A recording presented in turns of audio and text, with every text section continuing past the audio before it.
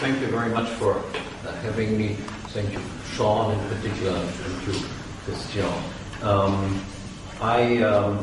The more appropriate title than the one that you see on the program would be The Errors of Classical Liberalism and the Idea of a Private Law Society. I will first talk about the errors of classical liberalism, and then I will come to the alternative, that is the idea of a private law society. The first point I want to explain is what I refer to as the problem of social order. Imagine for a second that we live in the Garden of Eden. In the Garden of Eden, as you all remember, there is no scarcity of anything. And because there is no scarcity, it is impossible to have any conflicts with each other. If there's a superabundance of goods, how can you possibly have conflicts? Except for a minor problem. Even in the Garden of Eden, not everything exists in superabundance. A few things are still scarce, and conflicts can arise even in the Garden of Eden because of this. One thing that is scarce is our physical body. I can have a conflict with another person regarding the use of his or her body. And the other thing, by implication, that is of course scarce and conflicts can arise over this, is the standing room on which the body rests. If I want to stand on a particular place, if that place is already occupied by someone else, then a conflict is of course possible. In order to avoid these conflicts, it is necessary to formulate rules of exclusive control or property rules regarding scarce resources. And in the Garden of Eden, what we would likely accept as an all-around acceptable rule is everybody is the owner of his own physical body and can do with it whatever he wants. And if he wants to do something to the body of somebody else, then he needs to have the permission of this person. And the second related rule, everybody can move wherever they want, except to places that are already occupied by someone else. If we leave the Garden of Eden and enter the real world, then of course this real world is characterized by the fact that we have all around scarcity.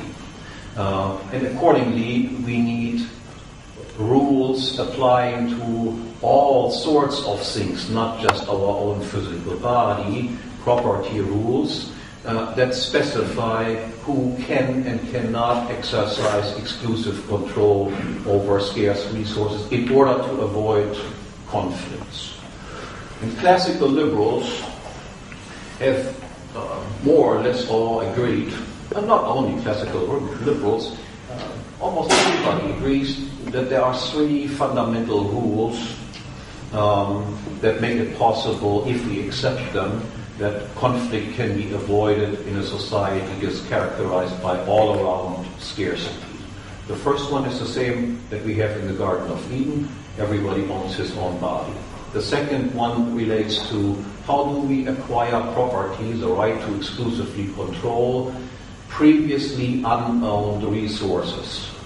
And there, the rule has been formulated, for instance, by John Locke.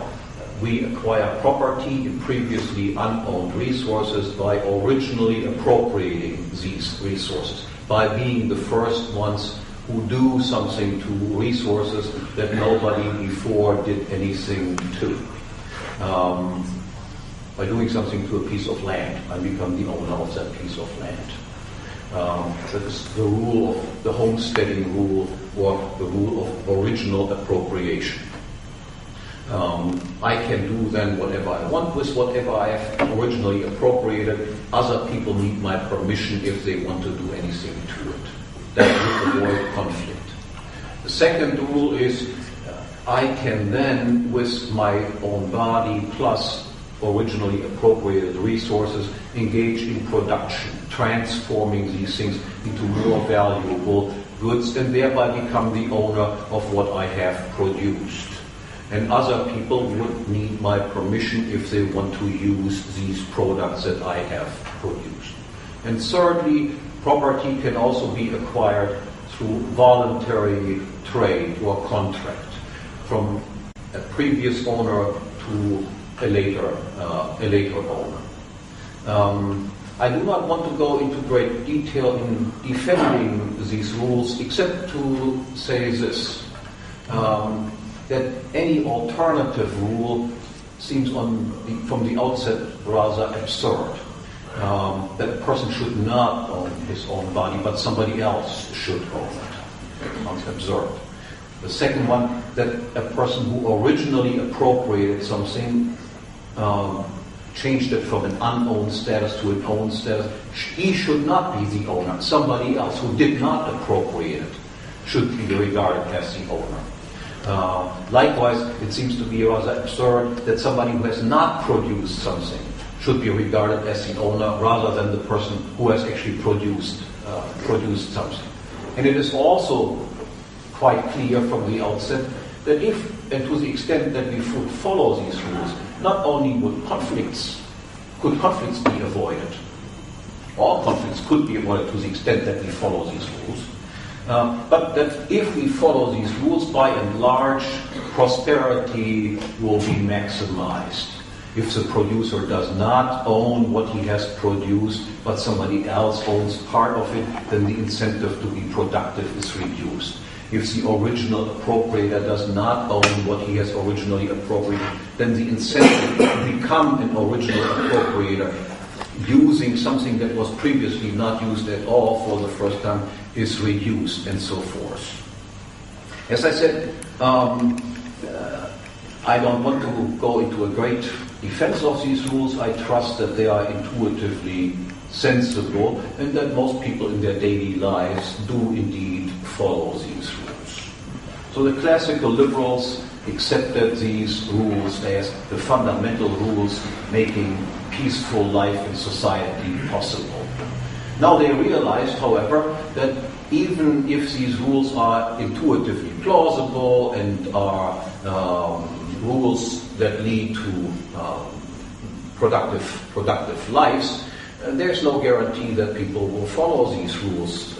There are also people who might engage in robbery, murder, steal things that other people own, and so forth. So there are lawbreakers.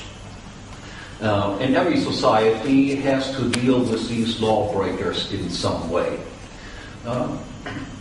How do we deal with people who do not adhere to these rules? And classical liberals held the position that this is a task of the state. The state has one and only one task, and that is to make sure that people adhere to the rules that I mentioned before, and that people who break these laws will be threatened with punishment, or if they break them, they actually break them, are indeed punished for their violation, for their law violations. Now, whether this answer is plausible, and let me emphasize, those who advocate minimal states, and classical liberals did advocate the existence of minimal states, this is the only task. The state does not do anything else. The state does not provide education. The state does not provide whatever social welfare. The state does not provide streets, nothing. This is the only task that the state takes on. Now, if this answer is convincing or not depends, of course, now on how do classical liberals define the state. And the definition of the state that I suggest is rather uncontroversial. You can same definition you find, for instance, in Max Weber, many others.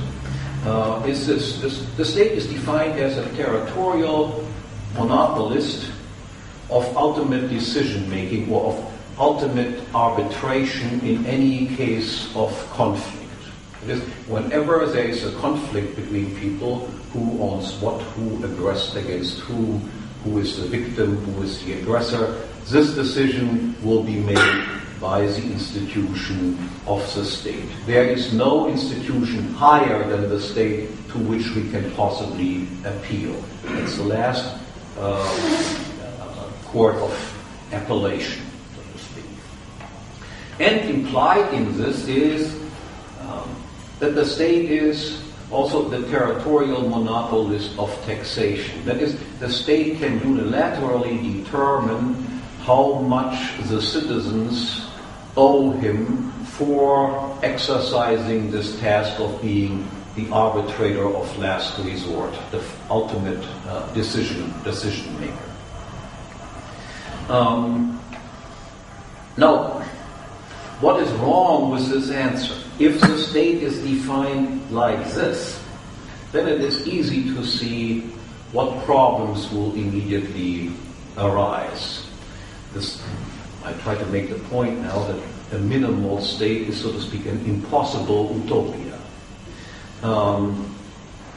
First thing, if we just look at what is a classic argument against monopolies, all the state is a monopolist. What is a classic argument against monopoly is monopolies, from the point of view of consumers, tend to be more expensive, or prices are higher than they otherwise would be, and the product quality will be lower than it otherwise would be. They are not threatened by competition in this field, so they are not forced to operate at minimum cost and pass the minimum cost on to consumers in the form of lower prices, and they are not forced to continuously try to improve the product quality as they would have to if there were competition in existence. Now, but the situation with a state that is a monopoly of ultimate arbitration is even worse than the normal complaint that we have about monopolists. Because governments can produce bad things instead of just producing good things. And in order to see this, just go back for a moment to the definition that I gave. The government state is the ultimate arbiter in any case of conflict. That includes that the state is also the ultimate arbiter in cases of conflicts involving itself. That is, if a policeman hits you on the head and you complain about the fact that you have been hit on the head, then it is part of the same institution, the judge employed by the same institution, that decides whether the policeman was entitled to do what he did or did something that he was not supposed to do.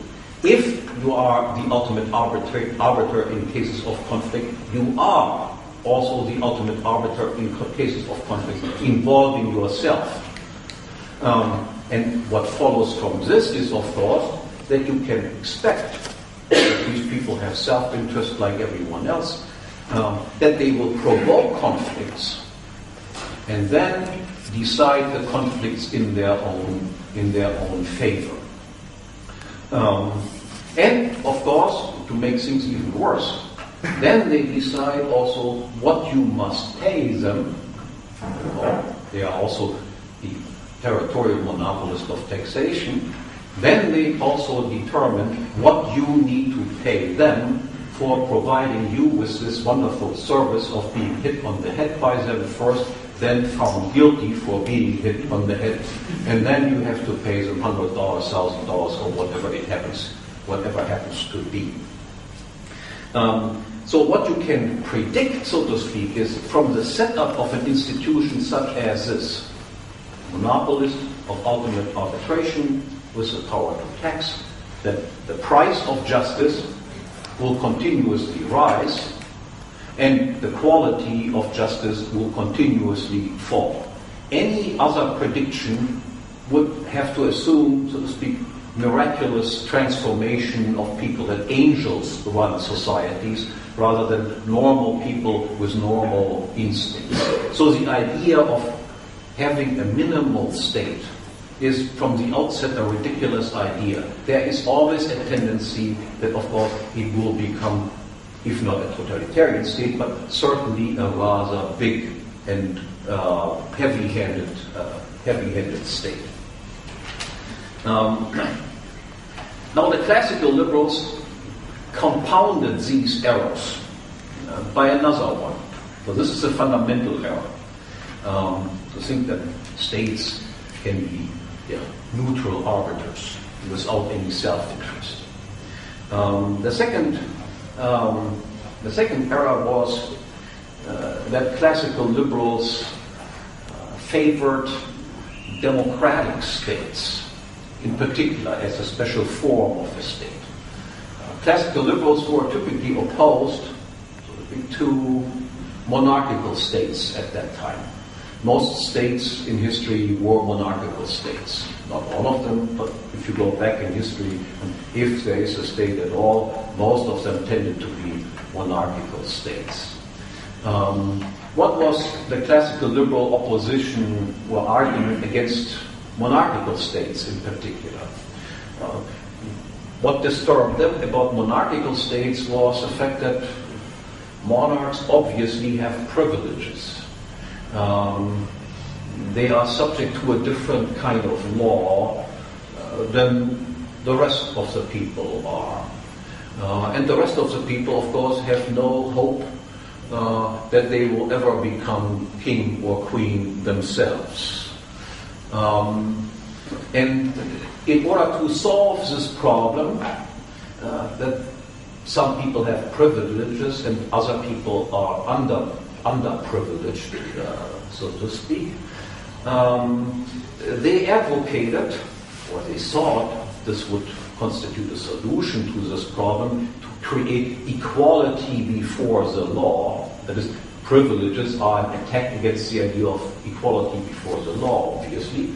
They proposed that all we need to do is make entry into the governmental apparatus or into the state open.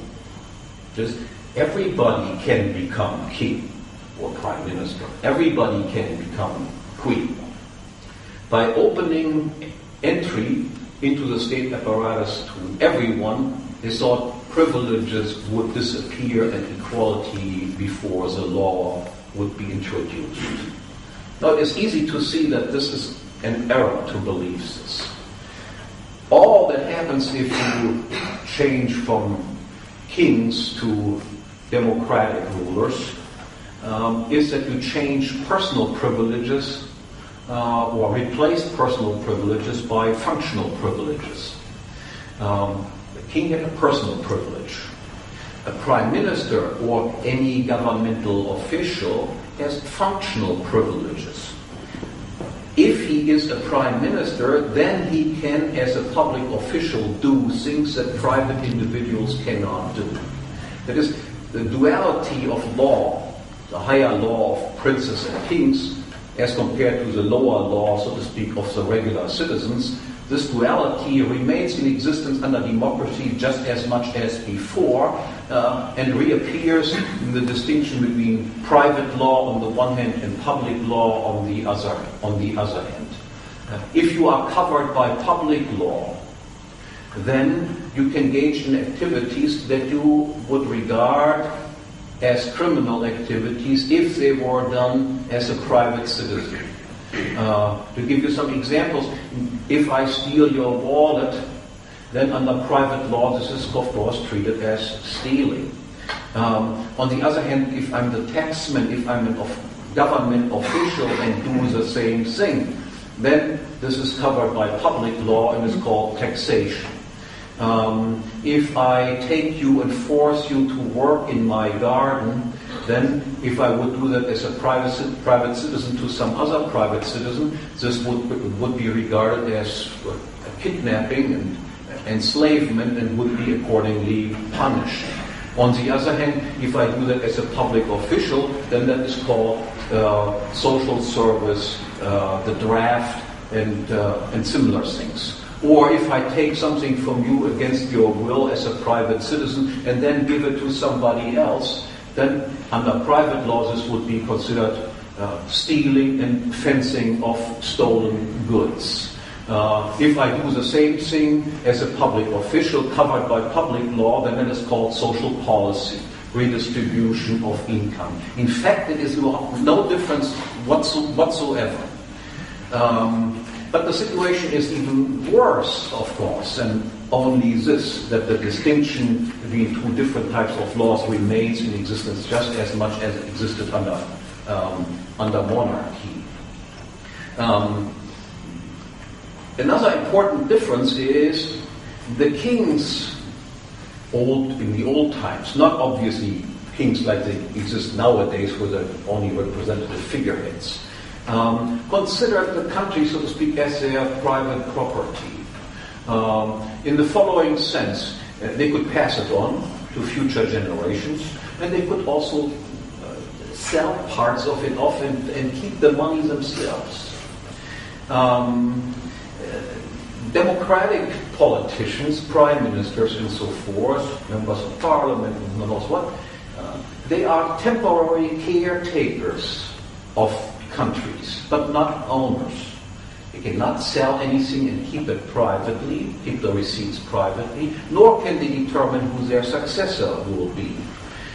For a short period of time, they are entitled to take advantage of the country without owning it. Now, does that make a difference when it comes to how you will behave? And the answer seems to be rather obvious.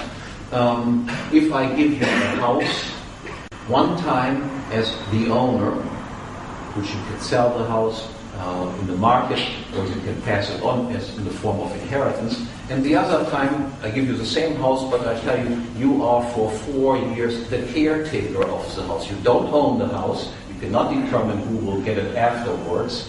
You cannot sell it in the market. Will that make a difference how you treat your house? And the answer it seems to be rather clear that you will treat your house differently. In the one situation, if you are the owner of the house, you will always keep in mind the repercussions that your dealings with the house have on the market value of the house if you were to sell it. You are concerned about capital consumption, possible capital consumption that results from certain usage that you make of the house. And you will be concerned about giving something away in the future generation that is still valuable. If you are, however, only a temporary caretaker, not the owner of the house, then your interest is to maximize current income, even if this implies capital consumption. You can increase your rental income from your house, for instance, by putting 50 people into the house, double one bed above the other and so forth. And then after 3 or 4 years, the house might be more or less in ruins. But your income in the meantime has, of course, been higher. And since you are not the owner of the house, you don't care much about the fact that the capital value, the market price of the house falls in the meantime. So to make this story short, what we can recognize is that kings, by and large, have a longer-term perspective and have, by and large, a greater incentive in preserving the value of the country than democratic caretakers have, who are only temporarily in charge and do not own anything. Capital consumption is far more prevalent under democratic regimes than it is under monarchical regimes. The orientation of democratic politicians is extreme short-term orientation. I have to rob the country as quickly as possible because in 5 years, 6 years, 7 years, I might no longer be able to do it. The final point when it comes to the additional mistake made by advocating democratic states rather than monarchical states. Again, keep in mind, I'm not defending monarchies per se. Just comparing evils, so to speak, and say if we would have to make a choice between these two evils, then monarchy might actually be an advantage. By the way, the same argument applies to the idea of slavery. Let's say if you have the only possibility is you can be a privately owned slave. or you can be a publicly owned slave like they existed in the former Soviet Union. That is, where you also could be put to work and you could not run away. Just as a private slave could be put to work and he cannot run away. But under what regime was there more capital consumption? In this case, killing people, starving them to death. Under private slavery or under the type of slavery that we had in the Soviet Union? And the answer should be quite clear. In the Soviet Union, hundreds of 30, 40 million people were just killed outside of, during peacetime. What a waste of capital, so to speak. No private slave owner would ever engage in policies such as this. So the comparison between monarchy on the one hand, democracy on the other, should always be taken as two evils are compared, and we try to make a decision which one would be preferable over the other. And there's another argument why monarchies are more preferable. I have to see how I do it.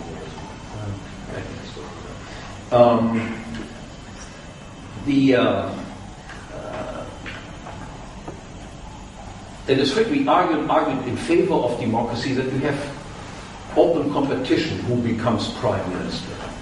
Worse, in the case of monarchs, it is perfectly clear I can never become the monarch. Entry into the government is closed.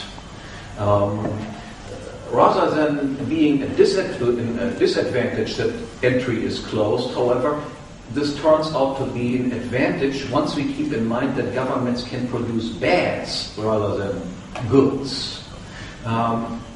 Consider the following possibilities. Yes, kings can be bad people, no question about this. If they are bad people, rip off the public, then, however, the dynasty is concerned, the family of the king is concerned that they might lose their power. They will typically surround them with advisors who make it difficult for him to engage in exploitative policies. And if nothing works at all, then they might even determine one of their relatives to kill this guy in order to preserve the power of the dynasty. On the other hand, a king, because he comes to power by accident or birth, can also be a decent guy. He does not have to be concerned about re-election or anything like this. So he might be an old, nice granddaddy who leaves people more or less alone. Works off a little bit here and there, but people like him by and large. Now ask yourself, can this ever occur if you have democratic elections? And there the answer seems to be, unless we are looking only at small villages where everybody knows everybody else and has some sort of idea how they acquired their wealth or how they didn't acquire their wealth.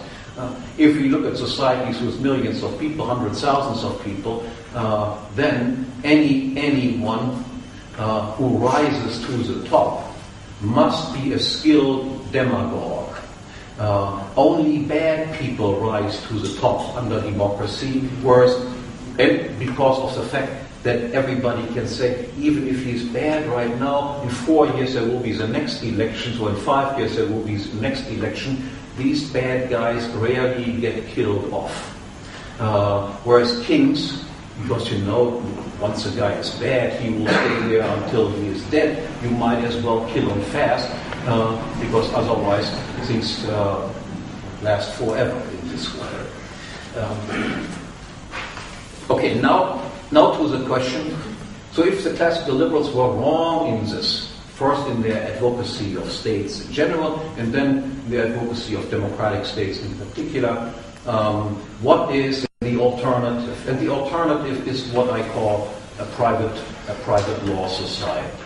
A private law society is a society in which there is no difference between different types of law, public law and private law. Every person, every institution, every firm is subject to exactly the same laws as every other one.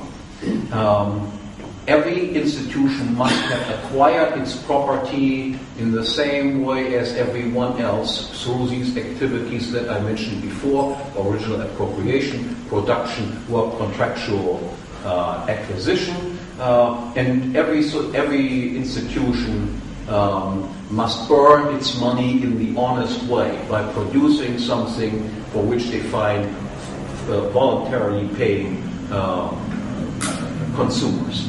No institution is subject to different laws than any other institution. Now, what does that imply in particular? How would a society, a private law society, produce law and order? How would they make sure that people adhere to the rules that I mentioned at the outset? How do they deal with lawbreakers? First, very briefly, of course, in such a society, self-defense would be permitted. And it should be emphasized that self-defense can be quite effective when it comes to combating crime and dealing with criminals. We know that in the so-called Wild West, for instance, when practically no state existed in the United States, and defense was more or less private defense, people were heavily armed, and the Wild West was not very wild. Imagine, for instance, if you have a society where people have arms, and you engage in a bank robbery. How likely is it that you will come out alive out of a bank robbery in a bank where every bank employee is armed? And the answer is, you will not likely survive a bank robbery successful. You will be shut down before you enter, before you leave the premises. Many studies have been done on this. That is a general consensus, that violence was quite mild, or concerned only willing participants. Obviously, if you have willing participants in crime, then it is not a crime. If Mike Tyson beats up Mr. Holyfield or vice versa, we would not consider this to be crime. Those are willing participants in violent activities. But of course, and I should make you aware, this type of argument that heavily armed populations by and large tend to reduce crime rates has been made most effectively by an American economist, John Lott, who has written the famous book, More Guns, Less Crime, and demonstrates that with a huge amount of empirical data that the more heavily armed the population is, other things being the same, the lower tends to be the crime rate. Maybe I should just give a little anecdote here too. There were some towns in the United States, rival towns. In one town, the top of the city council determined nobody is allowed to have any guns at all. And another town said, in order to paint them in a bad way, said everybody in our town must have a gun. Now, where do you think crime rates rose, and where do you think crime rates fell? Criminals might be bad people, but they are not stupid. Of course, I don't go to the town where I know that everybody has a gun. I go to the place where I know nobody has a gun, and I will get away successfully with what I'm planning to do. But as I said, self-defense is important, but it is, of course, only a minor aspect of what I want to talk about. Just as we don't produce our own suits or shoes, not even our own hairdo, but rely on the advantages of division of labor in the provision of services such as this. We would, of course, also rely on the advantages of division of labor when it comes to the production of law and order. And what sort of organizations would likely come about in the market to offer services of protecting life and property? be private police forces, private arbitration agencies, and private insurance agencies. They might be sometimes working together, sometimes competing against each other. We don't have to be concerned about the particular make-up and construction of these agencies. Now, what would be the consequence if we had privately organized, freely funded organizations providing law and order as compared to the current situation where a monopolist does this? First point is, of course, if we have competition, then prices will generally fall and quality will increase, and I will detail that in a second. The second important point is there would be no such thing as an overproduction of security. All goods and services compete against each other. There exists scarcity of resources. Whatever I spend more on police protection, that implies that I can drink less beer. Whatever I spend on paying judges, the implication is that I can make less vacations or something like that. Every good competes with every service competes with every other one. How much production of security do we need? How many resources do we need in order to produce security? The answer is, for the state, who is a monopolist, there's no clear-cut answer. How many resources should be committed to car production? How many resources should be committed to butter production or milk production? Consumers decide that based on how important this product is as compared with that product. But consumers do not decide that currently how important security is. The more money the government has, the more it can provide of this. But how much? Since consumers do not decide it, the more, the better. Do we need one policeman or 100,000 policemen? Does a policeman have to be paid $100 or $10,000? Do we need one tank or a flamethrower on top of the tank? Do we need a personal bodyguard standing next to us with a pistol or a stick? Do we need two of them? All of this must be decided somehow too, but it's decided in a completely arbitrary way. It has nothing to do with consumers. If there would be a free provision of these services, there would be no overproduction of security. People just get as much security as they think is appropriate in their particular case, and particular cases can be very different. Obviously, you need more in cities than you need in the countryside, and so forth. Not all people have the same desire to feel secure as far as their life and property is concerned. Now I come to more important points. Insurance companies are even currently in the business of protecting you.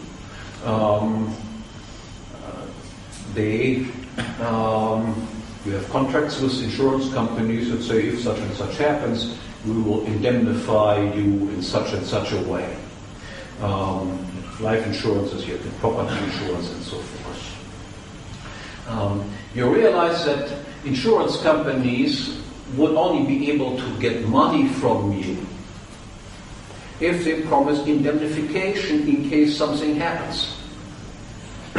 Do states indemnify you in any way if something happens to you? If somebody breaks into your house, kills you, and so forth, and the answer, no. States do not indemnify you if they fail in the task that they consider to be their main task, namely to protect your life and your property. Insurance companies must indemnify you. Insurance companies must also offer you a contract of what will happen provided such and such has occurred. Do we have anything like a contract currently with the government that such and such will be done if such and such has occurred? And the answer is no. We have no contractual relationship whatsoever. Not only this, states in the course of the game even change the rules of the game. That is, they engage in legislation. Something that was considered to be a crime yesterday might no longer be a crime tomorrow. Something that was a crime yesterday and vice versa. Imagine an insurance company would say, you see, we might, in the course of the duration of the contract, unilaterally change the rules of the game. Would anybody ever take out insurance with a company such as this? The answer would be that people say, you must be crazy. Of course, I want to have stipulated from the outset what will happen, and you cannot unilaterally say, no, yesterday we said such and such, but of course today we decided to do something else. Yesterday we said such and such will be the price, but today we decide, no, the price will be very different.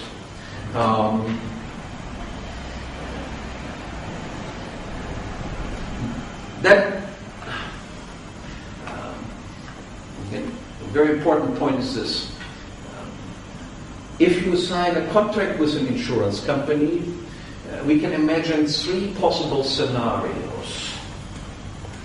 The first one is people who have conflicts with each other are insured by the same agency.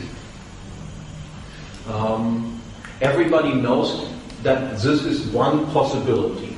I can have a conflict with somebody who is insured by the same insurer that I'm insured with. Obviously, the insurance company must, in their contract, offer stipulations what will happen in such a case. There are laid out steps. If you complain against him and you are both members of the same company, then these and these procedures will be set in motion. And both parties have agreed to this. They come to a conclusion, the conclusion will be enforced. They have agreed to this. Second possibility is I have a conflict with somebody else who is insured by a different insurance agency. Again, everybody knows from the outset that this is also a possibility.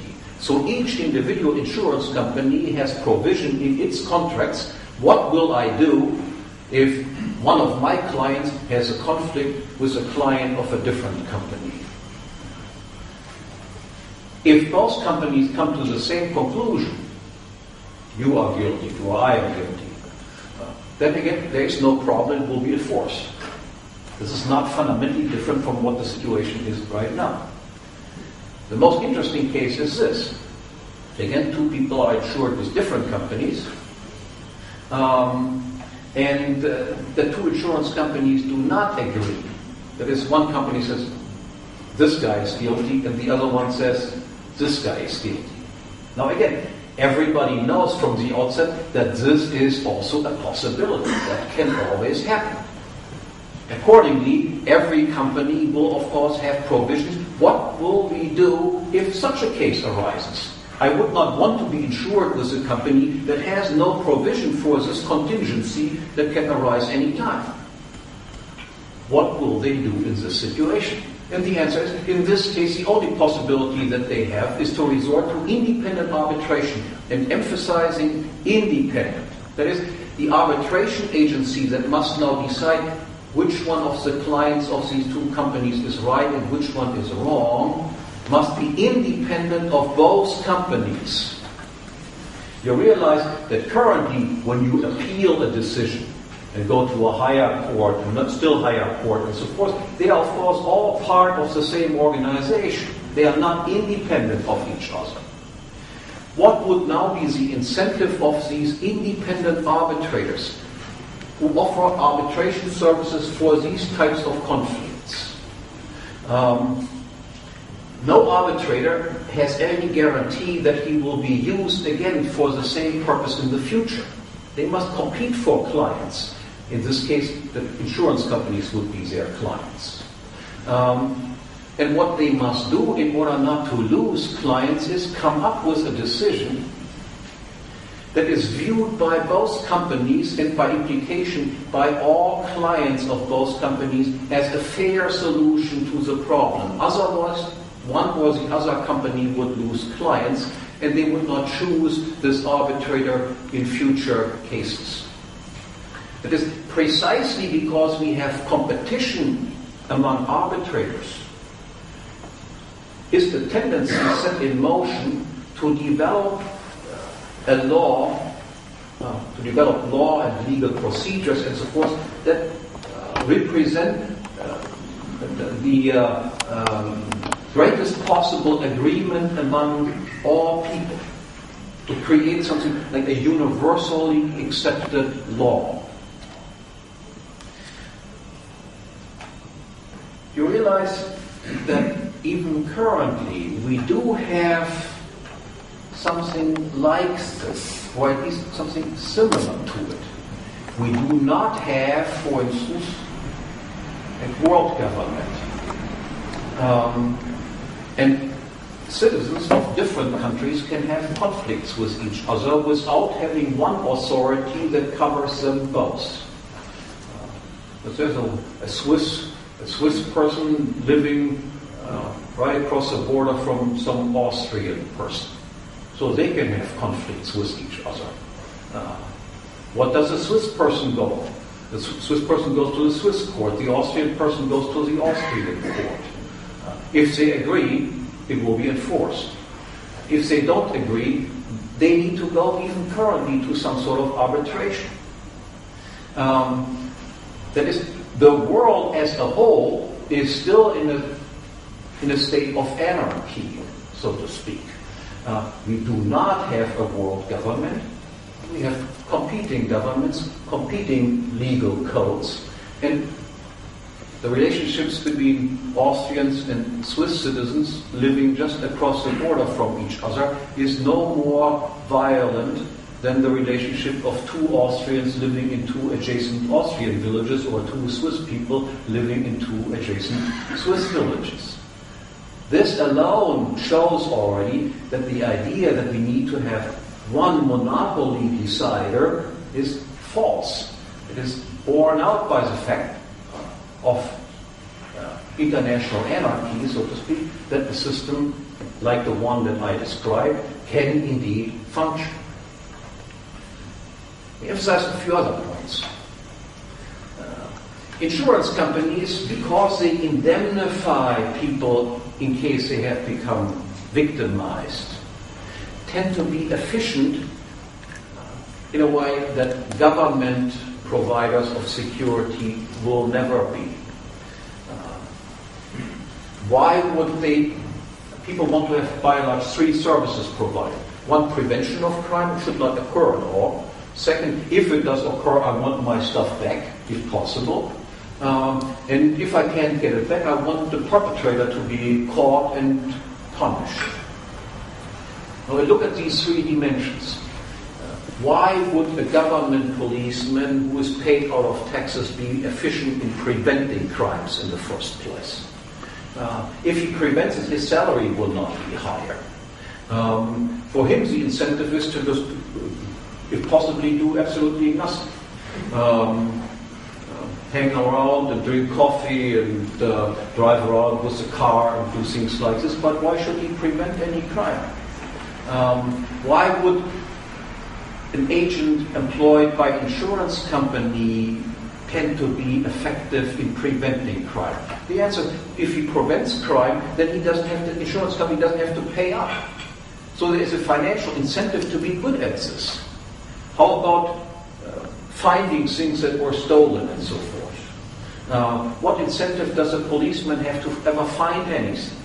The answer is, they have no incentive whatsoever, and they don't find anything. If your car is stolen, the police just files it away. I have a friend whose car got stolen in Italy. He went to the Italian police, reported that my car is stolen, and then asked them, "What do you do?" Remember, we filed it away. That's it. Then he went to his German insurance company and reported that the car had been stolen, and the insurance agent found the car a few days later. It was severely damaged, but nonetheless, the incentive is, of course, an entirely different one. If you find something, you don't have to pay up. But since the government doesn't pay up anyway, why engage in any effort to find the damn thing? Last thing, then you want to catch the guys. Now, what happens for capital offenses? Yes, the police tends to find people for car thieves and burglars, and so most of the time they don't even engage in any activity trying to find them. But what if they do? What do they then do? Again, then the perpetrators are jailed away. If I remember correctly, the number was something like, in the United States, to jail a person for a year costs about $70,000 per person per year.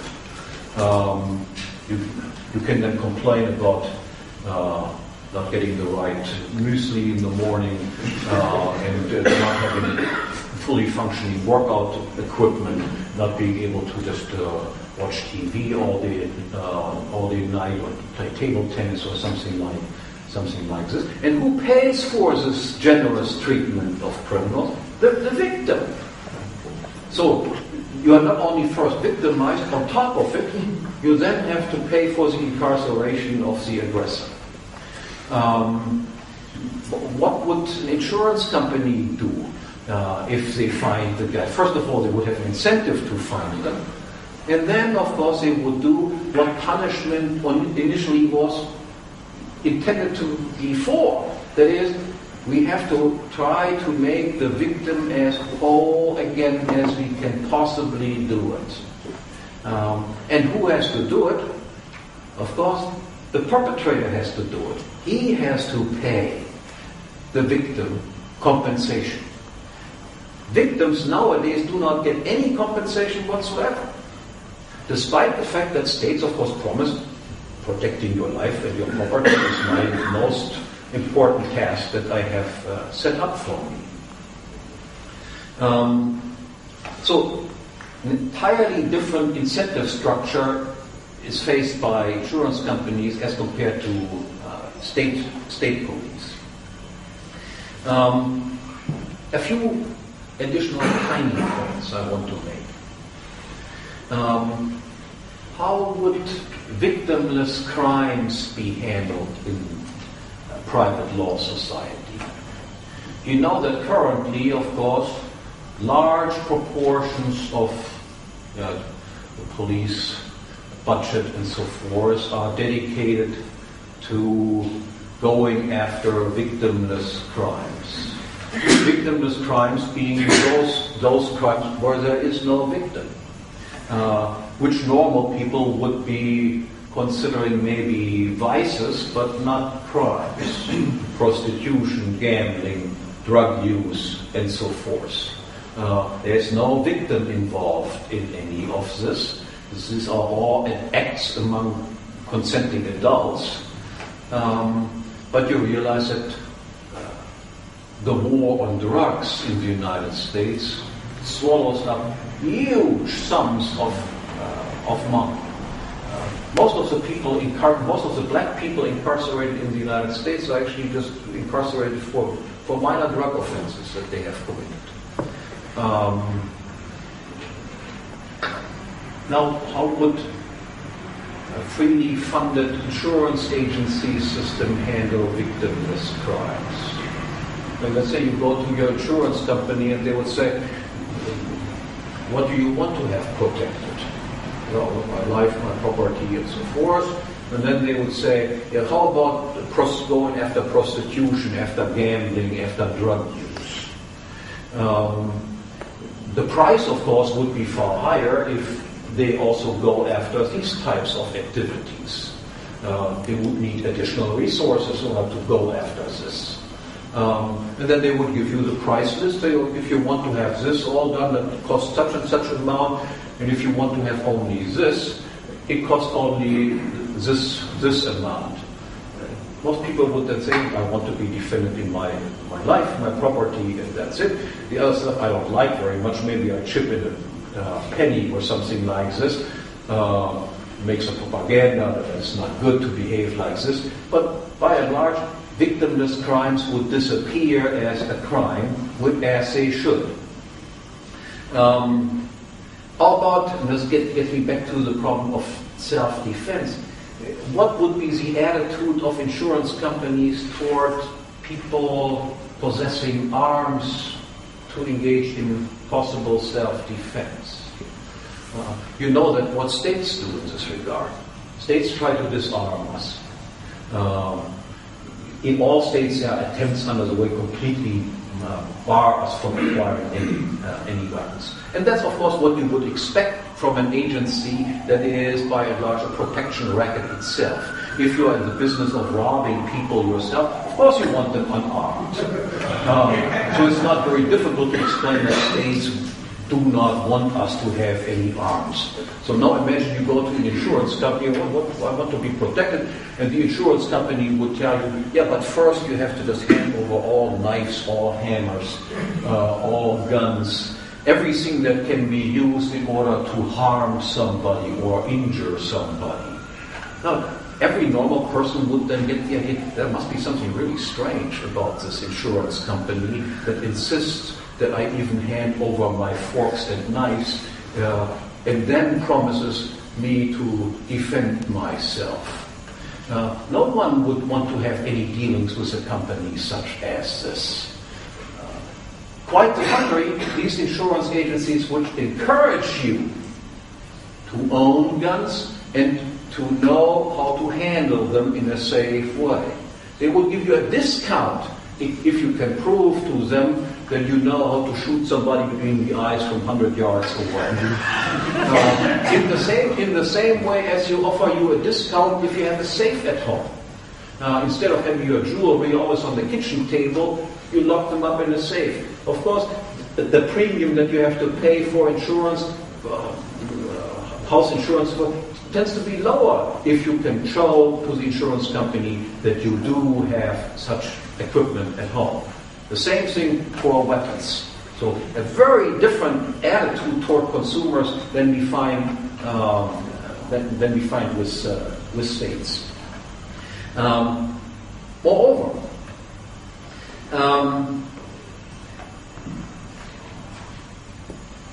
all insurance companies would insist that their clients must engage in non-provocative civil behavior.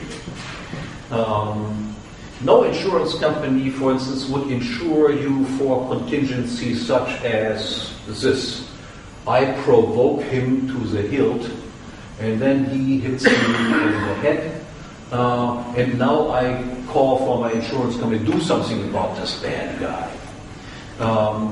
Obviously, they would, in order to offer as low a premium as possible, insist you have to engage in such a way that you don't provoke conflicts with others. And if you are found as having provoked conflicts or having initiated conflicts, then of course you will not be covered at all by us.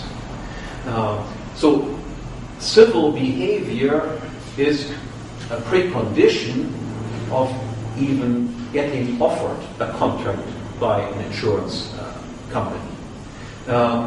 They would also, by and large, make the existence of vigilante justice impossible. That is, insurance companies would say, yes, of course, if you are aggressed against, you are entitled to defend yourself immediately.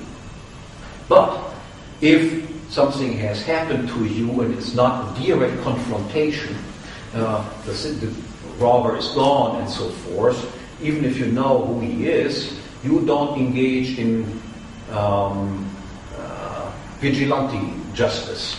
Because vigilante justice invites a retaliation and retaliation against retaliation, and that is all expensive, and we want to cause lower costs instead of raising costs. Because of this, we insist that whenever you have any complaint against anyone, then we go through a regular procedure which is set up, written down in our contract that we have, in order to make sure that this eternal retaliation and back retaliation process comes to, doesn't even start or comes to an end as quickly as possible. I think with this I will stop and take a few questions.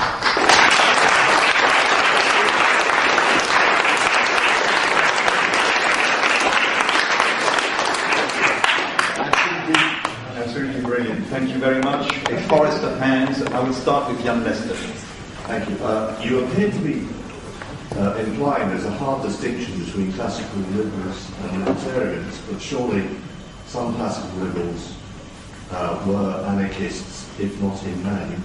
They were anarchists, or they were anarchists at some point in their career, and almost all libertarians are not anarchists.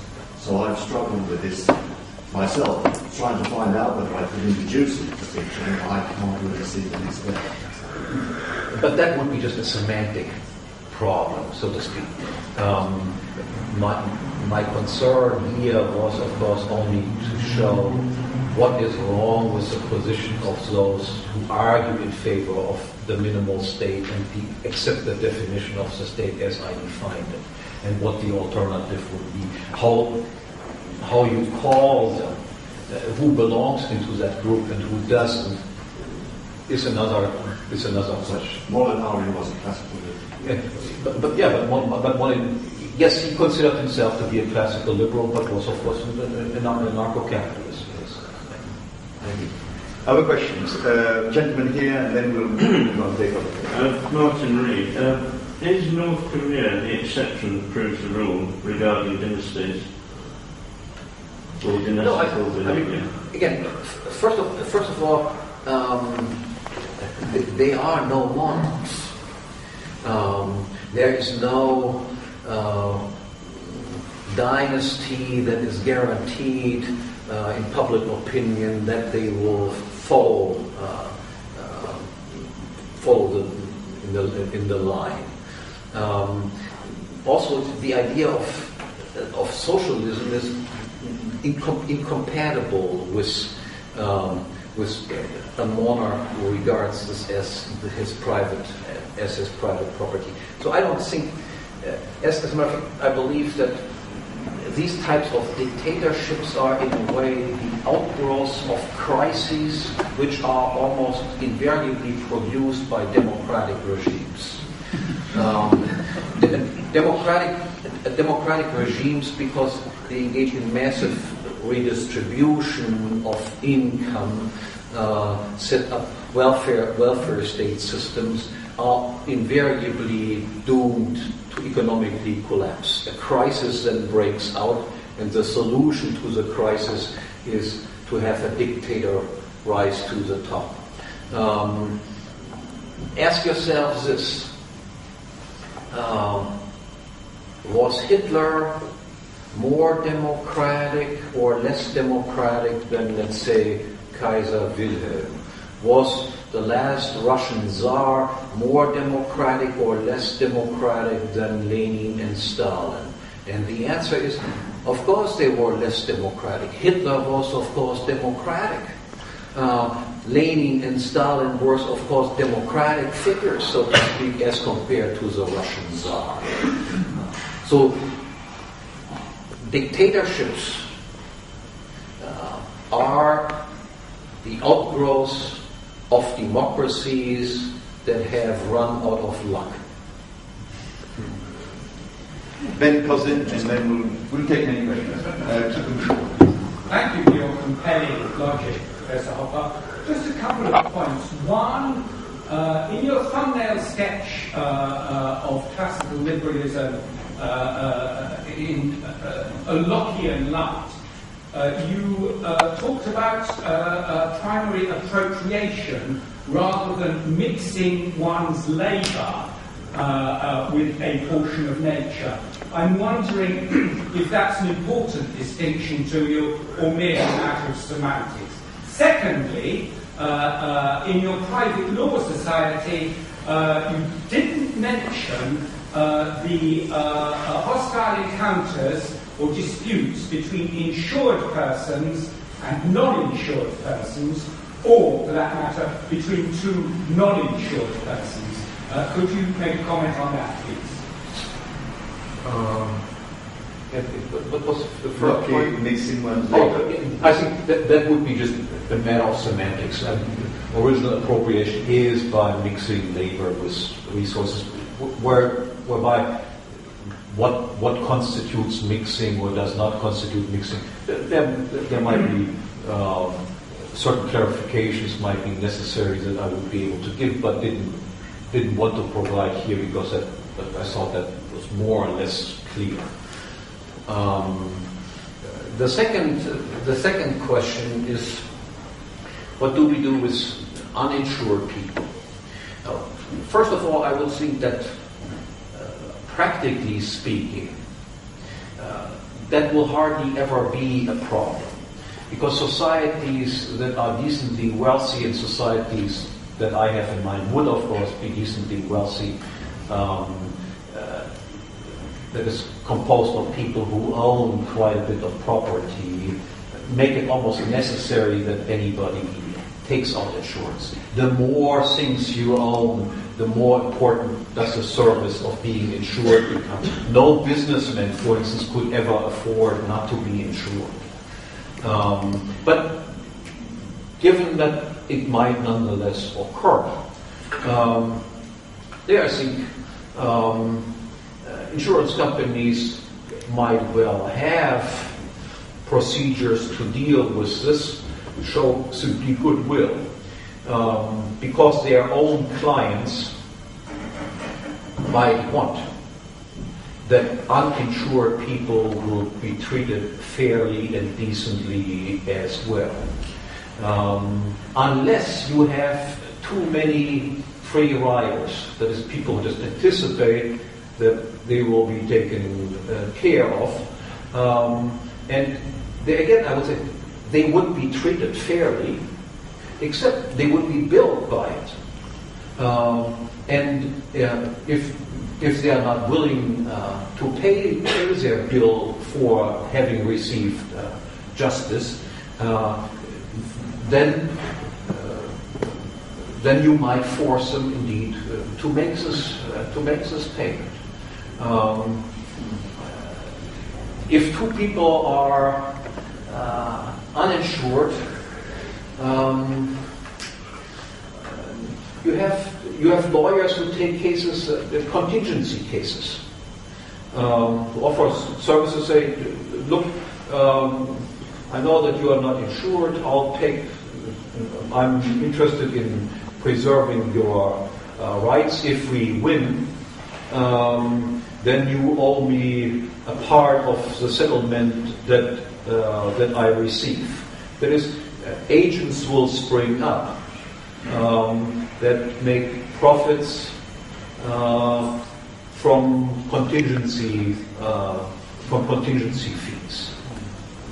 Wouldn't you say, very briefly, but wouldn't you say that, for instance, if you were not insured, you couldn't rent a car, you couldn't go to the bank account, you couldn't, that's right. Yeah. Because people would say, well, we don't want to deal with you because we don't know what would happen in case there is a conflict. Yeah. Hardly anyone would have any dealings with people who have no insurance whatsoever. And certainly no businessman, no normal person who engaged in normal activities would do without it. Other questions? Gentleman here. Yes. Yeah, that's Fred Calgill. If we rewind back to the Garden of Eden, it seems there's one other right that you would have, and that would be if you're talking with somebody, someone else isn't allowed to stand there yelling at you, so you can't have a conversation. So you would have freedom of speech, it seems, as well. Yeah, no, only the yelling, freedom of speech you have, but if you yell, that might be an invasion of my. Yeah, that's idea what of promise or it's something. an impact on the body, but it's sort of out there. But again, this would be a minor clarification that is necessary. My other question is the other case that wasn't mentioned is after the two disagreeing insurance companies go to binding arbitration, and the judgment is held against one of the insurance companies to pay the damages. What if that insurance company doesn't make the payment? Not necessarily because they don't want to, but maybe they have a cash flow crisis or something, and they just don't make the payment. Then how does the victim get their payment? The cases like this might well occur, but if they do occur, then this insurance company would tend to lose clients very quickly. So occurrences such like this would, by competition, be driven out of the market. It's always important to realize that these types of problems can, of course, currently also exist. You see that one should not imagine that any conceivable problem will be immediately solved in a private law society. We always have to compare how would they be solved there, how many mistakes, errors would be made there, as compared to how they are solved now under monopolistic auspices, and what the price that we have to pay currently. So, of utmost importance is always that we are not comparing fantasy worlds. We are comparing two realistic scenarios and all that. Would the problems be more frequent or would they be less frequent? Would they be handled more efficiently or less efficiently? And in this comparison, it seems to be always striking that this type of regime that I propose would be infinitely superior over what we currently have. That we still have problems there is true as long as mankind is what it is. Professor Hoppe, I completely agree with you that the fully private anarcho-libertarian society would be the best and most desirable solution to our social problems. But at the moment we live under states, and we have to deal with states and treat with them. And obviously we have to come to some kind of compromise with the fact that the state has power. Do you have any principles you can outline about how we ought to, what our relations with the state ought to be? So if we just say, this is ideally what we want, what we want, we're doing what Rothbard called, I think, a bit less sectarianism or something, just being ideal and not being practical about it. How ought we to relate to the state, given where we are now? Obviously, that's a question of prudence. There are now people who refuse on principle to pay any taxes and say, there is some the amendment that introduced the income tax is not constitutional, and I'm right, and so forth. And then they are jailed for this. No, they might be right, but I think they are stupid to do something like this. So you just make a judgment. What can I get away with? Yes, you have. It is correct, so to speak, to regard the state as a criminal organization. If you deal with criminals, if you deal with bullies around you, you don't just say, you are a criminal, I'm right, because you will end up on the losing end. You are careful. You just think, can I get away with it right now? Maybe not. In that case, I shut up and don't talk anymore. Or maybe I have enough people backing me up. I can make a little stink or a big stink. So a matter of prudence. The second thing is, what one has to do is to create in Marxian terms, what one has to create is a class consciousness among the people. That we recognize who the enemies are and who the victims are. And to the extent that it is possible that they allow us to do this, say it. Look, in the current situation,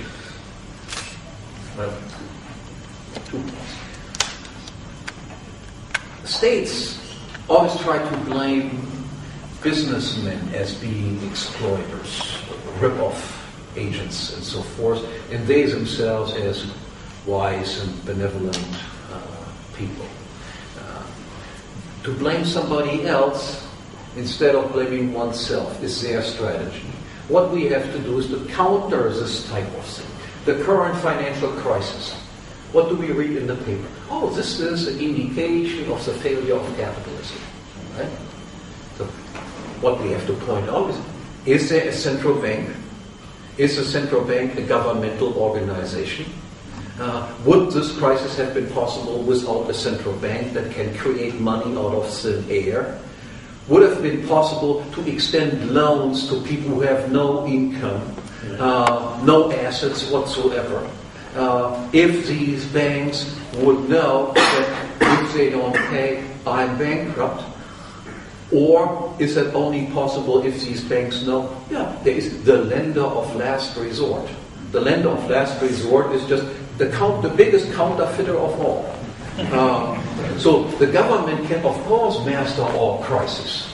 I could master all crises too. If a bank one occurs, and I am the only one who can turn on the printing presses, then I can, of course, present myself as I have rescued the entire system. I have made sure that you all get your money back. Of course, with the consequence that the country is flooded with money, was currently, because people increase their cash holdings, it does not show up in the form of inflation, but it will in the future show up in the form of massive inflation.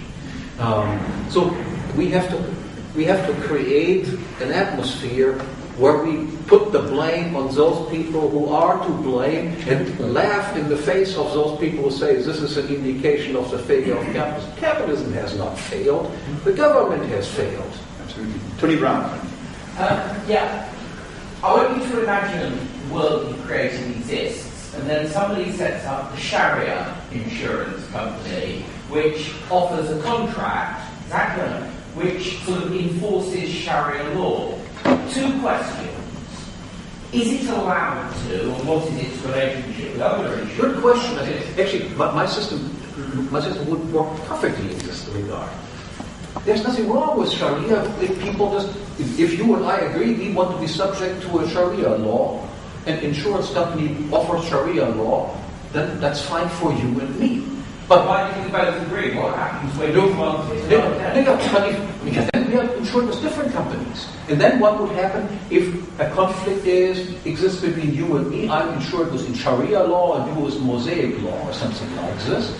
So then, of course, the arbitration would have come up with solutions that would be acceptable both for those who are subject to Sharia law in the internal law code and those people who are covered with Mosaic law in forms of their internal law. That is, for people who agree to be subject to Sharia law, and if they have conflict with each other, then of course Sharia law will be applied. If people agree canon law will be applied, then canon law will be applied to them. If we are insured with you with canon law and I'm with Mosaic law, whatever, then as soon as it comes to arbitration of the conflict, then some universal law principles will have to be developed that are acceptable to the adherents of the Mosaic law and to the adherents of Islamic law. The same applies if my wife decides, for instance, whilst I'm with Sharia law, she signs up with canon law or Mosaic law, and then we apply the normal procedures even though we happen to be husband and wife. Similarly with children, presumably you insure your own children, but at a point the child is judged to become an adult and goes off to find his or her own insurance company, which may have a different set of values. Yeah, that's right. So, the gentleman has defined Tony to total one with glasses. Sorry, I didn't know your name. Yes. Okay. Hello, my name is Michael. My question to you is basically, how would you explain the appeal of states, given that states as a system of socio-political and economic organisation so endemic in the world? And I'd just like to qualify that with an observation that I personally believe that states are an inevitable and unfortunately unavoidable outgrowth of human nature. And the reason I think this is for a very good socio-biological reason. Imagine, if you will, you were living on the savannah 100,000 years ago, and you had a number of warring tribes, and what came along was a dominant third tribe, which were more powerful than the other tribes, And what it effectively did was provided an independent mechanism through which, through the imposition of force, these tribes could reconcile themselves or reconcile their differences. Now, obviously, states don't justify themselves today through the imposition of force to do it democratically, as you pointed out, there's been that transition. But I think that although a good evolutionary psychological case can be made for a middle state, I don't think such a case can be made for an anarchist system. As a matter of fact, I think we had to, if you look at the Middle Ages, we did not have states in the Middle Ages. We did have competing legal systems. We did have no monopoly of ultimate decision-making whatsoever. And it took several hundred years for the modern state to develop out of the Middle Ages. So I don't think what we do have is we do of course have authorities developing. We do have highly recognized judges. Kings at the beginning, so to speak, were not state kings. They were just considered to be the most prestigious judge to which people would turn if they wanted to have a conflict resolved. But by no means was he the last authority. You could also go to some other king where you could just appeal to some high-ranking member of the aristocracy or so. States took hundreds of years to acquire the powers that they currently have. So I don't think we can make the case of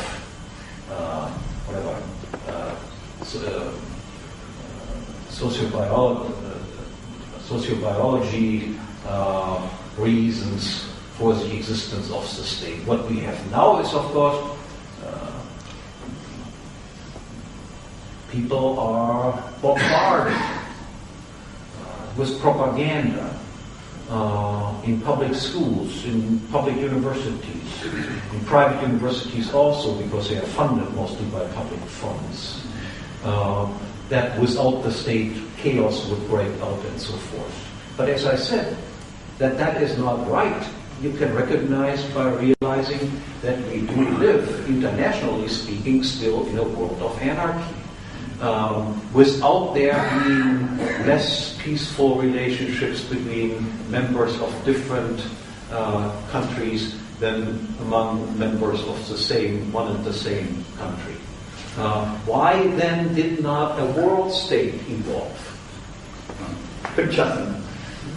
Yeah, I work for an insurance company. I actually say that there's been a wonderful world of pain for people who work in an insurance company. Because you're stating that in order for any economic activity to occur and for the counterparty to be protected, you need to take an insurance policy from me to legitimate your activity. What is to prevent the insurance companies from cartelising and effectively gaining privilege from it? Because no cartels have ever worked in any area except if they are enforced by states. There is always internal and external pressure. The companies that are not members of the cartel, they simply do not follow suit. And since they offer lower prices, people will drift off to them. And there is internal pressure because the more efficient members of the cartel will be harmed more than the less efficient members of the cartel. That is because the cartels always have to just agree on what the market share should be. And of course, the more efficient companies would tend to expand their market share. The less efficient ones would have their market share shrink. And the cartel agreement that fixes, so to speak, what the quota will be, like in the OPEC cartel or so, the least efficient cartel members will be benefited the most, and the most efficient one will be harmed the most because of it tends to explode for internal reasons also. What if they decided to amalgamate and just create a monopoly? Yeah, the worst thing that can happen, then we have a state again. Yeah. The gentleman in orange. Hello, Professor Hoppe. My name is Christopher. Following on from Tony Brown's Sharia insurance company question, how easy do you imagine it would be to adjudicate, if you like, in a conflict between a Sharia and non-Sharia covered party, given the fact that Sharia law attaches different evidentiary weight on the basis of a person's religion and gender? And do you foresee anything other than, if you like, a severe curtailment in trade relations between Muslims and non-Muslims in the world you describe? No, but on the arbitration level, of course, they would have to agree on the same evidentiary rules. So even if for internal disputes between one person insured by this company and another person, if they would rely on these types of rules, people would have agreed to this. If conflicts exist with others, then rules of procedure would have to be applied that are acceptable to both of them. Both of the companies would have an interest in peaceful resolution of the conflict, otherwise the cost would explode. They would become unattractive simply on account of the fact that even on the arbitration level, no agreement can ever be reached. Who wants to be insured with a company constantly gets in conflict with other companies, and accordingly pay a far higher premium than would be necessary if some sort of peaceful resolution due to arbitration is achieved. We'll take sort of three questions together, and then we'll end the session. So, David Goldstone, and yes, you, the gentleman here, and Tom Burrows, and sorry for all the others, but I think we are running out of time. And so, very briefly, your three questions, and we'll conclude there. Professor Hoppe, you mentioned a little earlier that you thought that the private enforcement by protection agencies of sanctions in relation to victimless crime would not be a major problem because it would be very costly. And people would not be inclined generally to pay great premiums to get that sort of product. But is your view simply that it won't be a major problem, or is your view that it would be wrong? Because it seems to me that they're not the same thing.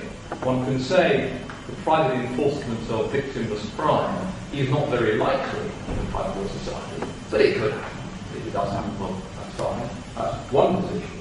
Or the other position is, it's not very likely, but if it does happen, it's wrong and it shouldn't happen. I'm curious to know where you stand. When it does happen, it is wrong nonetheless. But again, look at the arbitration procedure. So if one company, for instance, would go after victimless crimes, then this would be by clients of other companies considered to be a violation of their rights. Right? That is, if I go after you because you smoke dope, then you would go to your insurance company and say, look, I haven't done anything. And you need to defend me in this case because I'm aggressed against. And if this then comes up in front of arbitration procedures, the likely decision would be precisely victimless crimes are no crimes.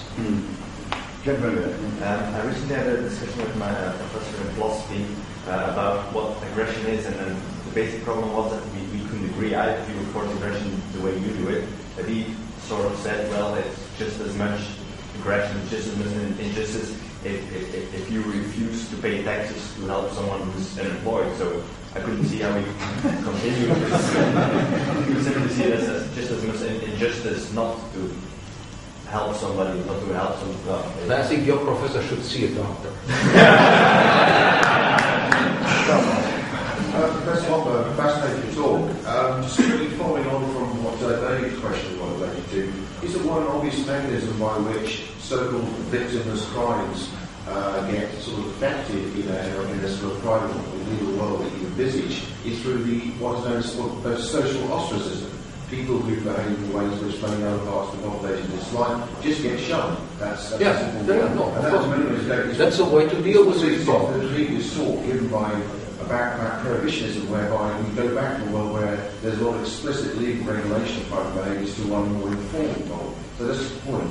A question, to what extent do you think in a broader economic sense that the existence of things like tax havens and the modern capital market is actually already encouraging a degree of sort of shopping around, if you like, by people for favoured kind of jurisdictions in which they choose to live, because there is already a kind of, if not in an explicit form, there is some movement by usually very wealthy people to find legal codes under which they choose to live. And this process, it seems to me, is provoking a lot of annoyance by politicians who are currently targeting things like tax havens, because obviously what these places are is in microform the kind of world that you're talking about. First question was the ostracism. I entirely agree. We can deal with this problem by engaging in ostracism. People who don't behave right, we don't have any dealings with them, and either they shape up or they will be in the fringes of society where they don't disturb other people. With respect to the second one, could conflicts be avoided? All conflicts could be avoided to the extent that we follow these rules. But that if we follow these rules, by and large, prosperity will be maximized. If the producer does not own what he has produced, but somebody else owns part of it, then the incentive to be productive is reduced. If the original appropriator does not own what he has originally appropriated, then the incentive to become an original appropriator using something that was previously not used at all for the first time is reduced, and so forth. As I said, I don't want to go into a great defense of these rules. I trust that they are intuitively sensible and that most people in their daily lives do indeed follow these rules. So the classical liberals accepted these rules as the fundamental rules making peaceful life in society possible. Now they realized, however, that even if these rules are intuitively plausible and are rules that lead to productive lives, there's no guarantee that people will follow these rules. There are also people who might engage in robbery, murder, steal things that other people own, and so forth. So there are lawbreakers. And every society has to deal with these lawbreakers in some way. How do we deal with people who do not adhere to these rules? And classical liberals held the position that this is a task of the state. The state has one and only one task, and that is to make sure that people adhere to the rules that I mentioned before, and that people who break these laws will be threatened with punishment, or if they break them, they actually break them, are indeed punished for their violation, for their law violations. Now, whether this answer is plausible, and let me emphasize, those who advocate minimal states, and classical liberals did advocate the existence of minimal states, this is the only task. The state does not do anything else. The state does not provide education. The state does not provide whatever social welfare. The state does not provide streets, nothing. This is the only task that the state takes on. Now, if this answer is convincing or not depends, of course, now on how do classical liberals define the state. And the definition of the state that I suggest is rather uncontroversial. You can same definition you find, for instance, in Max Weber, many others. The state is defined as a territorial monopolist of ultimate decision-making or of ultimate arbitration in any case of conflict. It is whenever there is a conflict between people, who owns what, who aggressed against whom, who is the victim, who is the aggressor, this decision will be made by the institution of the state. There is no institution higher than the state to which we can possibly appeal. It's the last court of appellation, so to speak. And implied in this is that the state is also the territorial monopolist of taxation. That is, the state can unilaterally determine how much the citizens owe him for exercising this task of being the arbitrator of last resort, the ultimate decision maker. Now, what is wrong with this answer? If the state is defined like this, then it is easy to see what problems will immediately arise. I try to make the point now that a minimal state is, so to speak, an impossible utopia. First thing, if we just look at what is a classic argument against monopolies, all the state is a monopolist. What is a classic argument against monopoly is monopolies, from the point of view of consumers, tend to be more expensive, or prices are higher than they otherwise would be, and the product quality will be lower than it otherwise would be. They are not threatened by competition in this field, so they are not forced to operate at minimum cost and pass the minimum cost on to consumers in the form of lower prices, and they are not forced to continuously try to improve the product quality as they would have to if there were competition in existence. Now, but the situation with a state that is a monopoly of ultimate arbitration is even worse than the normal complaint that we have about monopolists. Because governments can produce bad things instead of just producing good things. And in order to see this, let's go back for a moment to the definition that I gave, conflicts. And classical liberals have more or less all agreed, and not only classical liberals, almost everybody agrees that there are three fundamental rules that make it possible, if we accept them, that conflict can be avoided in a society that is characterized by all-around scarcity. The first one is the same that we have in the Garden of Eden: everybody owns his own body. The second one relates to how do we acquire property, the right to exclusively control previously unowned resources. And there, the rule has been formulated, for instance, by John Locke. We acquire property in previously unowned resources by originally appropriating these resources, by being the first ones who do something to resources that nobody before did anything to. By doing something to a piece of land, I become the owner of that piece of land. That is the rule of the homesteading rule, or the rule of original appropriation. I can do then whatever I want with whatever I have originally appropriated. Other people need my permission if they want to do anything to it. That will avoid conflict. The second rule is I can then, with my own body plus originally appropriated resources, engage in production, transforming these things into more valuable goods, and thereby become the owner of what I have produced. And other people would need my permission if they want to use these products that I have produced.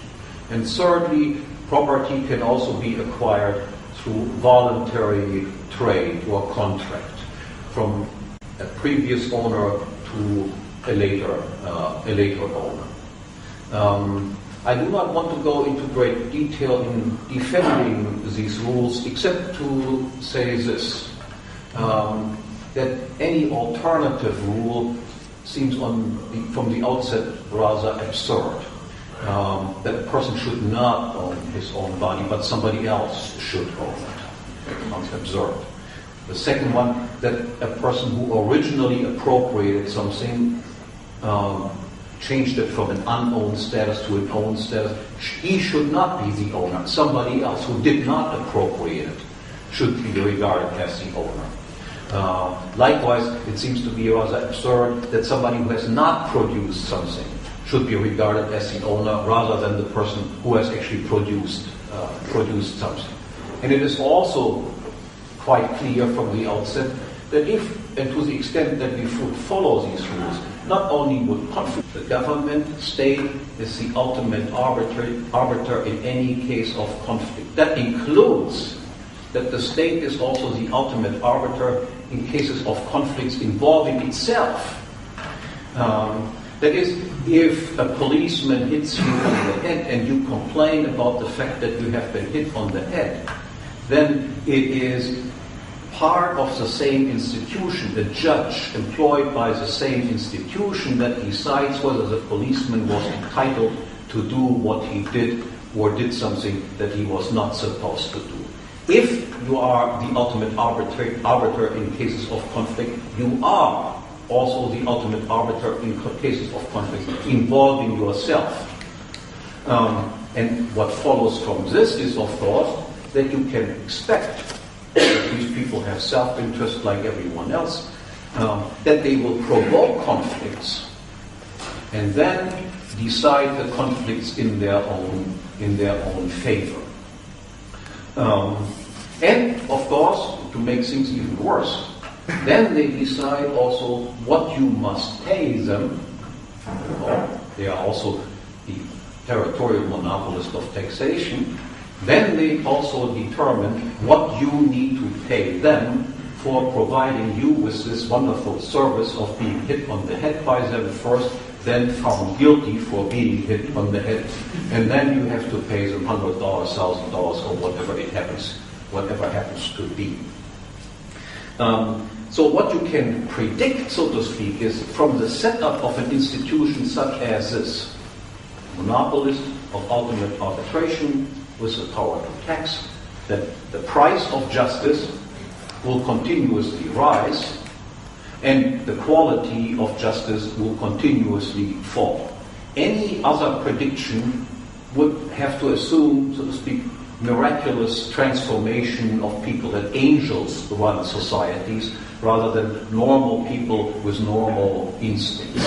So the idea of having a minimal state is from the outset a ridiculous idea. There is always a tendency that, of course, it will become, if not a totalitarian state, but certainly a rather big and heavy-handed state. Now the classical liberals compounded these errors by another one. So this is a fundamental error. To think that states can be neutral arbiters without any self-interest. The second error was that classical liberals favored democratic. Thank you very much for having me. Thank you, Sean, in particular, and thank you, Christian. The more appropriate title than the one that you see on the program would be The Errors of Classical Liberalism and the Idea of a Private Law Society. I will first talk about the errors of classical liberalism, and then I will come to the alternative, that is the idea of a private law society. The first point I want to explain is what I refer to as the problem of social order. Imagine for a second that we live in the Garden of Eden. In the Garden of Eden, as you all remember, there is no scarcity of anything. And because there is no scarcity, it is impossible to have any conflicts with each other. If there's a superabundance of goods, how can you possibly have conflicts? Except for a minor problem. Even in the Garden of Eden, not everything exists in superabundance. A few things are still scarce, and conflicts can arise even in the Garden of Eden because of this. One thing that is scarce is our physical body. I can have a conflict with another person regarding the use of his or her body. And the other thing, by implication, that is of course scarce and conflicts can arise over this, is the standing room on which the body rests. If I want to stand on a particular place, if that place is already occupied by someone else, then a conflict is of course possible. In order to avoid these conflicts, it is necessary to formulate rules of exclusive control or property rules regarding scarce resources. And in the Garden of Eden, what we would likely accept as an all-around acceptable rule is everybody is the owner of his own physical body and can do with it whatever he wants. And if he wants to do something to the body of somebody else, then he needs to have the permission of this person. And the second related rule, everybody can move wherever they want, except to places that are already occupied by someone else.